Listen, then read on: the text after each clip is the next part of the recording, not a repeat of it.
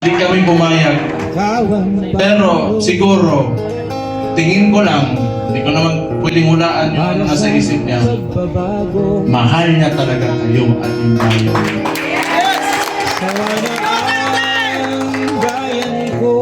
Kaya ngayon, pagka pumupunta ako ng Netherlands doon sa detention unit, kinakausap ko.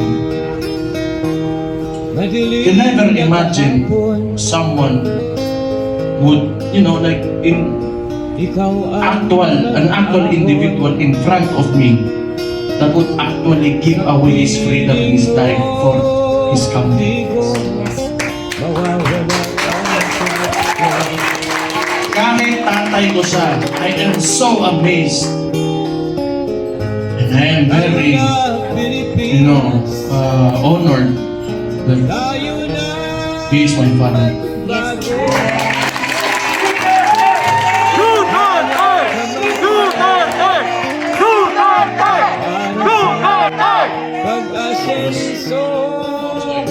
Isang oras pa! Isang oras pa! Yan! Duterte! Luzon, Visayas! Basta, kung may problema, we have to communicate with each other. Okay? Let's just be friends lahat tayo. Huwag tayo mag-away-away. Andito ang PDP, andito ang Reform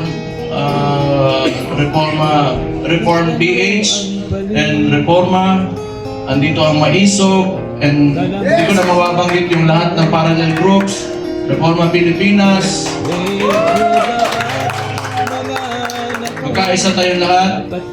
It's time to move with positivity and optimism. At ang gagawin natin, hindi para sa atin, kundi para sa bayan natin. Let's make this happen. 2 taon, 2028 na. Kaya natin to.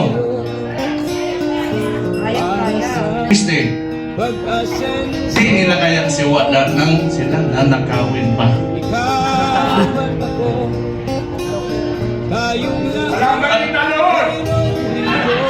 Alam nyo, hindi naman talaga perfecto kahit saan ka pumunta sa buong mundo.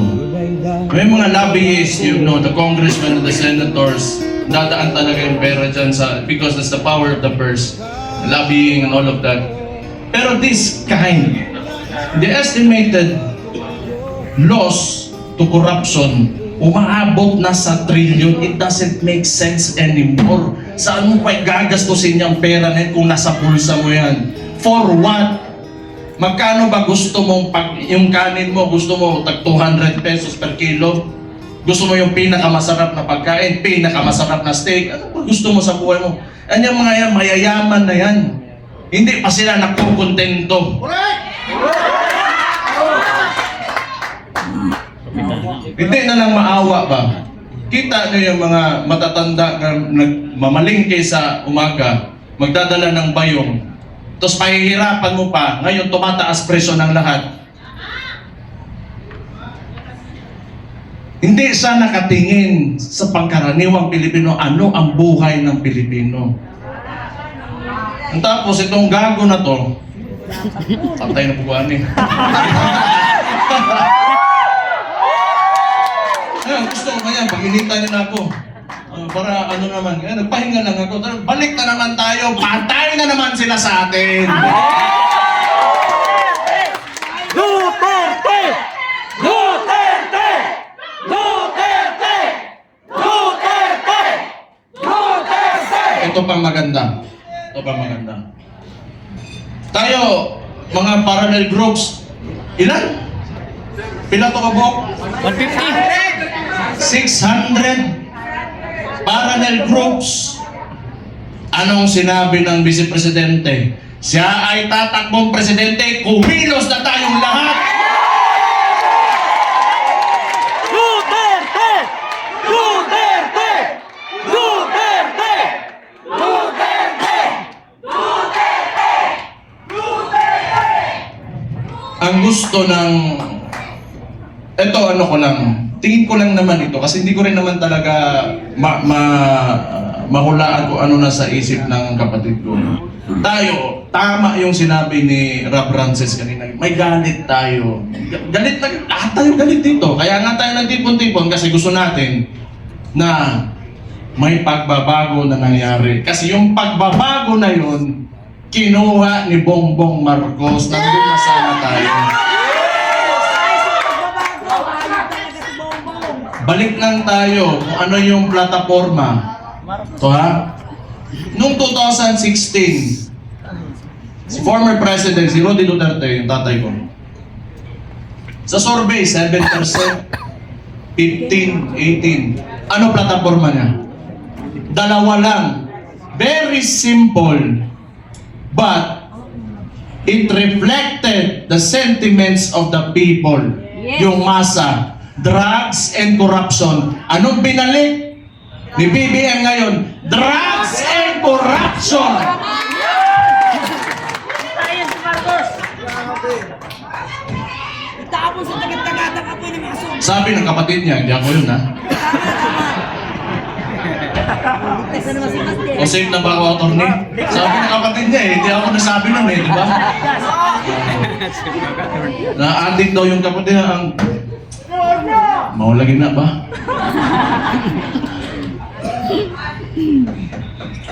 Hindi, tama naman yun. Kailangan optimistic tayo. Kailangan well-organized tayo, andito tayo lahat. At mahalaga sa lahat, unified tayo. Yung mga, may mga differences tayo kasi lahat tayo mayayapang eh. May mga ugali yung mga ditiis eh. Kalimutan muna natin yun. Tanawa, ang bugiro, ganyan ang buwan. Digong mo talaga. Sa ngayon, kailangan organisado tayo. Kailangan kalimutan muna natin yung mga differences natin. Magkaisa tayo. Yes! At since nagdeklara na natatakbo yung principal natin, who is the Vice President, Sara Duterte, magsimula na tayong kumilos. Duterte! Duterte! Duterte!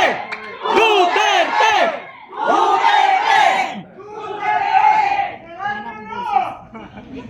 Una, hindi atin ang mainstream media. Yan ang pinakamalaking, pero wala naman di maniwala na sa kanila ngayon. Actually, if you are biased ka towards the article or the headline, you will support that headline. Eh, yung ano lang, traditionally, sanay kasi yung Pilipino na, or yung, not really the Filipinos only, but the entire world, that they look up to the mainstream media kasi yun yung historically, yun talaga yung ginagamit na source of information. But we all know na it can be manipulated, and it is now, it is very well manipulated by... No, I do not blame them. May iba na talaga na talagang rabid na anti-Duterte na mga tulad ng Rappler. Pero yung iba kasi talaga, wala yan. Matatakot talaga yan sa gobyerno. Kasi yung gobyerno, yung negosyo mo, lalapitan ka lang yan. Lalapitan ka lang ng BIR, ng ipapasarado ka, takutin ka. I know this because a lot of individuals in Davao, businessmen, were even afraid to come near me. Kasi pag manalaman ng administrasyon na yan, ni Bangag, ika-cut off, pahihirapan, gamitin yung... The bureaucracies of the government have been weaponized by this administration. So intindihin na natin yun. Intindihin na natin yun. What we can do is, we go back to the roots. We campaign for our candidate. Wala rin naman tayo, kasi hindi rin naman tayo papansinin ng mga mainstream media because, lahat masang Pilipino man tayo. So we do what we do best. 2016, anong ginawa nyo? Walang campaign materials na mabibigay yung tatay ko. Anong ginawa nyo? Kayo gumawa sa sako. Then this will be 2016 all over again. Let's reclaim the country. country and give it back to the people. Duterte! Duterte! Duterte! Duterte! I just want to mention yung binanggit ni yung idol ko rin si Robin Hood Padilla kanina na totoo naman yung mga oligarko na yan. They are in control. Walang nawawalang oligarko sa buong mundo. Lahat ng nations in the entire world have oligarchs. Ito lang naman talaga. Kontrolado ba ng mga oligarko yung namumuno ng bansa? Yun ang mahirap. Ang kailangan natin, they have to be separate so that yung leader of that country can protect the people from exploitation of these oligarchs. Kaya hanggang ngayon ayaw pa rin nila sa amin dahil binangga yan walang iba kundi si Rudy Duterte.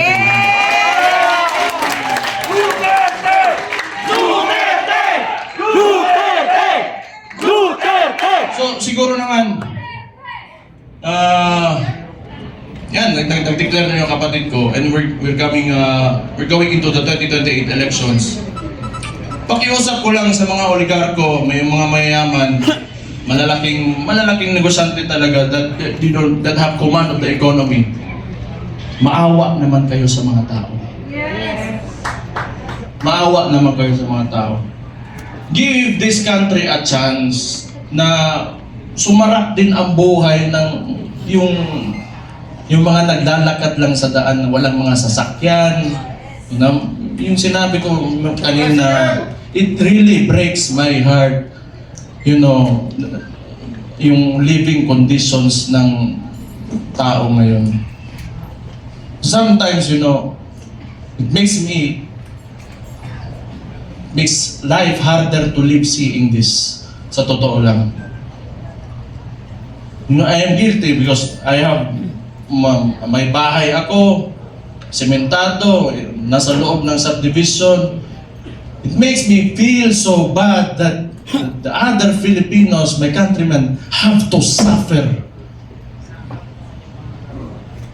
Kaya naman tayo na nandito, alam ko, mahal niyo yung tatay ko dahil alam niyo na talagang minahal at mahal niya yung bansang Pilipinas.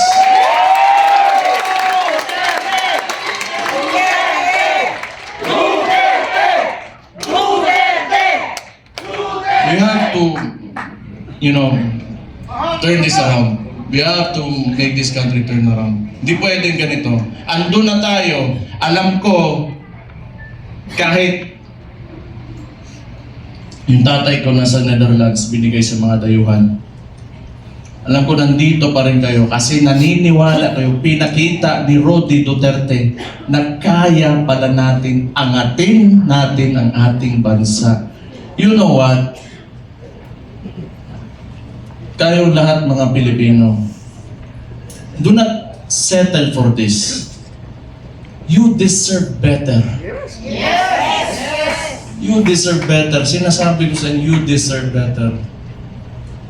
Kaya, be optimistic, maniwala kayo na we can take our country to greater heights. Sinasabi ko sa inyo, alam nyo na kaya nga nandito kayo, naniniwala kayo. Just hold on to it. And someday, awa ng Diyos, talagang may Diyos talaga. And may hustisya talaga. Makakamit natin ang Pilipinas natin na pinapanagimit natin.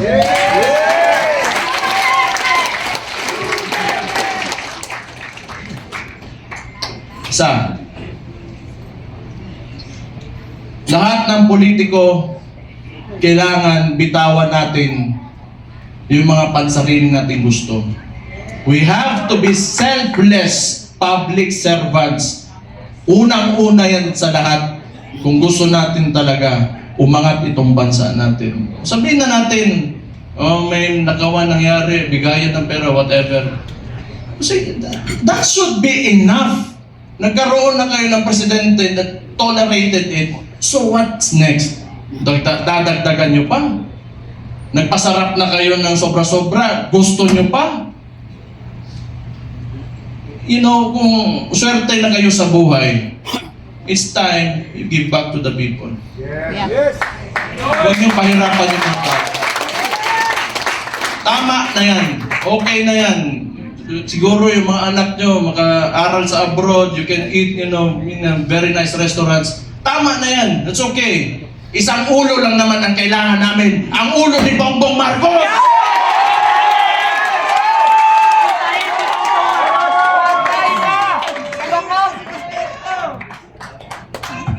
Nagluluksa na ang Malacanang! Kaya, you know, this coalition, if you cannot approach me, you approach Mike Defensor, you approach Bebot Alvarez, you, the congressman, I'm talking to you, if you want to defect, talikuran nyo na yan because alam nyo, kayo, mga politiko, nakatira kayo sa Pilipinas, huwag nyo sirain ang bahay nyo.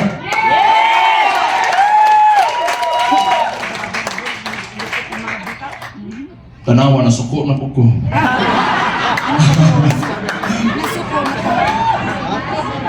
Pero, Wala na, nagtatay dito na. Tingnan mo. tama yun kasi si Martin wala naman. Si Bongbong na ang sunod. Tama yun. Si Martin yung talagang mautak na marunong magmaniobra ng Congress eh. Ngayon, baka si Charis.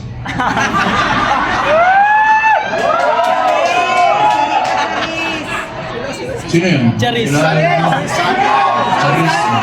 Sandra. Ito ang pinakabatang magnanakaw. Kasi rinig ko, Charis. chismis lang to ha. Chismis, wala ko sinasabi. No? Public speaker lang yan si, yan speaker ngayon. Hindi ko lang alam sino yan, Charis. Basta narinig ko, Charis daw. Ay... Patay na po! Alam ko niya. Patay Basta ako, nagsalita na ako. Yun yung nasa puso ko, yun ang nasa isipan ko. Kung maniwala kayo, okay. Hindi kayo maniwala, okay lang din. Kung di kung maniwala tayo dito lahat, nabangag talaga yung gago nasa taas, Sobra pa pagkabangan! alam nyo na anong gawin nyo. Ilagay natin ang Vice Presidente sa 2028 na Pangulo natin. Ito lang, yung mga nananawagan na gusto natin ng radical revolutionary movement. Gusto nyo? Sumama kayo kay Leandro Libiste. Kayo doon. Hindi, kilala ko yan noon pa. Kilala ko si Leandro. Pumunta yan ng Davao, nagbigay yan ng mga solar panels sa isang indigenous community doon sa Davao City. Matagal na. So, may yan sa CSR na ginawa doon. Kaya mabait yan na bata. Mas matanda ako ng konti eh. Mabait yan si Pangulo. Mabait yan. Kaya yan naging ganon. Kasi alam mo yung mga mababait na tao, pag ginalit mo, patay ka talaga. Mag-ingat kayo. Ayan pala may isang Raulo si Atty. Harold Respicio. Sabi ko nga eh, nakita ko tong gago na ito, sabi ko, puta, hindi na pala ko, ala ko ang si Raulo dito, may kasama na ako. Wala yung isang Raulo din, si Kiko Barzaga. Pero pag I want to talk to the younger people in the cameras. Subaybayan niyo yung mga bata na yan, yung mga tao na yan. They are the future of Philippine politics. Sino ba namang si Raulo na lalaban ng administrasyon, magiging oposisyon, lalo ng ganito kaabusado? You know, what seemed to me yung ginawa nila sa tatay ko was a state kidnapping. Yung mga bata na yan, di natatakot yan. We need people like them. with people like that. May iba naman, diplomatic, parang si Senator Bongo. Okay yun.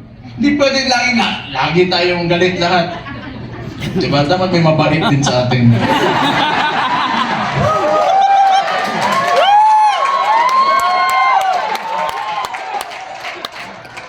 De, good nature na tao si Senator Bongo. So, ano pa ba? Kumain na kayo? Ha?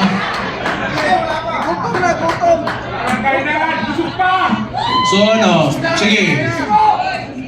So yung coalition natin, ang tawag ito, United Front. So ibig sabihin nun, from the word united, nagkakaisa tayo.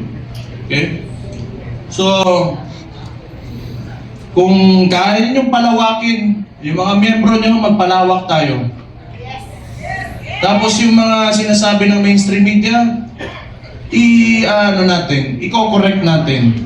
Kasi binabalik nila lagi yung confidential funds ni VP Sara, and yet, sasabihin ko ulit, yung estimated loss to corruption in the Philippines right now, umaabot na sa trillion. Trillion against the 125 million na nakihirapan nga silang patunayan. Yes. Can you see how absurd that is? So, yung messaging lang, kasi wala sa atin yung mainstream media eh. You try to talk, i-correct nyo. Huwag muna kayo magalit. Be on a level na gusto nyo lang iparating yung opinion nyo at tingin nyo sa kung sino man makakausap nyo. So mga panya lang tayo, malinis. Wag na natin gayahin yung mga putang ina, grabe ka hugaw. Dumi talaga ng politika. Ako kasi okay lang ako. Wala man akong pakialam sa sarili ko. Wala talagang pakialam ano sabihin mo. Basta ako, ginagawa ko na yung trabaho ko. Pag yung araw na tumakbo ako dyan, tapos di ako nanalo, ibig sabihin tapos na ako. Pero wag nyo, I've been experiencing this ever since I went into politics. No. Ever since Rudy Duterte became the president, the world is a nasty place. It's really nasty. So, tingin ko tama naman yung sinabi ng Vice Presidente. Magkampanya lang tayo, maayos. Kung ano man yung mga plataforma niya, pinakita niya na mga nagawa niya, yun ang sasabihin natin. Huwag na tayong pumatol, tama yun, huwag na tayong pumatol kasi ayaw ko rin, ako na lang, gusto na, kansawa na yung mga Claire. Anti-Claire. Pasok ko, magagalit na naman yan eh, alam ko yan. Sasagot na naman yan. Buwang?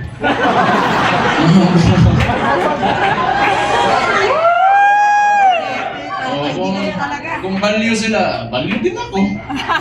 Ganun lang naman. Pero alam mo, yung observation ko na, this is only my observation. Mahirap yung mga tao nakaupo sa, in a seat of power, tapos ganun yung ugali, na mahilig, manggipit at mga abuso ng mga maliliit na tao.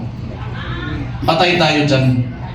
Mahirap yan. Kaya ako rin, gusto ko yung nilalabanan ko, malaki rin naman. Parang makukulungan ako, matatanggal ako sa pagka-mayor ngayon, o mamamatay man ako, at least worthwhile yung ginawa ko at para sa sambahan ng Pilipinas. They only pick on people na kaya nila eh. They only pick on people na kaya. The surveys Dapat itong taon na lang. telling, the surveys are telling. So we just have to push harder. Push harder. Huwag kayong titigil. And always remember, pagka you are facing adversity, hindi kayo nag-iisa. Ako si Mayor Sebastian Duterte ng Davao City, kasama niyo. Magandang hapon sa mga lahat. Mabuhay kayo.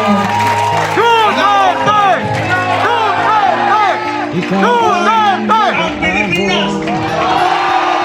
Mabuhay si Vice President Inday Sara Duterte! eleksyon.